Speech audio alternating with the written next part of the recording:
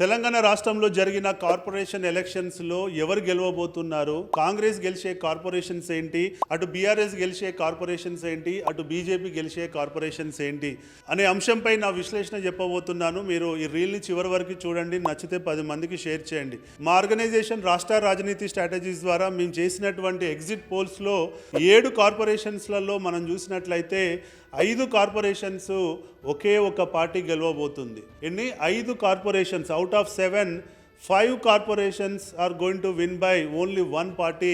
అదేందయ్యా అంటే Congress party. So Congress పార్టీకి వచ్చే 5 కార్పొరేషన్లు ఏంటయ్యా అని చెప్పి మనం కనుక చూసినట్లయితే 1 మంచిర్యాల, 2 రామగుండం, 3 కొత్తగూడెం, 4 నల్గొండ, 5 వచ్చేసి మహబూబ్ నగర్. ఈ 5 కార్పొరేషన్స్లలో కాంగ్రెస్ క్లియర్గా విక్టరీ కనబడుతుందన్నది వాస్తవం.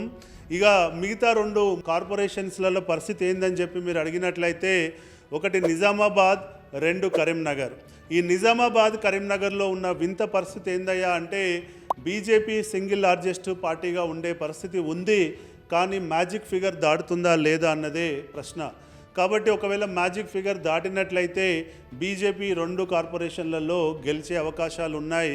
ఒకవేళ మ్యాజిక్ ఫిగర్ కనుక దాటనట్లయితే ఈ 2 కార్పొరేషన్లలో అటు కాంగ్రెస్ ఎంఐఎం కనుక అలయన్స్లోకి వెళ్తే ఈ 2 కార్పొరేషన్లు వాళ్ళు కైవసం చేసుకునేటువంటి పరిస్థితి కనబడుతుంది.